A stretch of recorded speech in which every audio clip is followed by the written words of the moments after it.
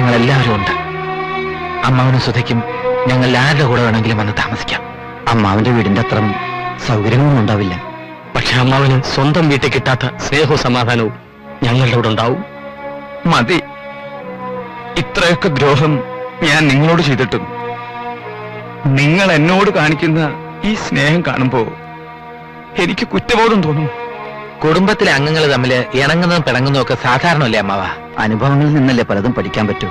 ആൺമക്കളെക്കാൾ പലപ്പോഴും അത്യാവശ്യത്തിന് ഉതകുന്നത് പെൺമക്കളായിരിക്കും, പിന്നെ മരുമക്കളും. എല്ലാം പരസ്പരം പറഞ്ഞു കഴിഞ്ഞില്ലേ? ഈ ഭാവി പരിപാടിയെ കുറിച്ച് ആലോചിക്കാം. കൂടുതൽ ആലോചിക്കാനൊന്നുമില്ല. സുധയുടെ കല്യാണം നമ്മൾ എല്ലാവരും ചേർന്ന് ഗംഭീരമായിട്ട് നടത്തുന്നു. എന്താ സുധേരേട്ടാ? അല്ലാതെ ഞങ്ങൾ വിചാരിച്ചാലും ഇവിടെ ചില കാര്യങ്ങൾ നടക്കും അമ്മാവ. സംശയിക്കണ്ട അമ്മാവ, ഞങ്ങൾ നടത്തി കാണിച്ചു തരാം. പക്ഷെ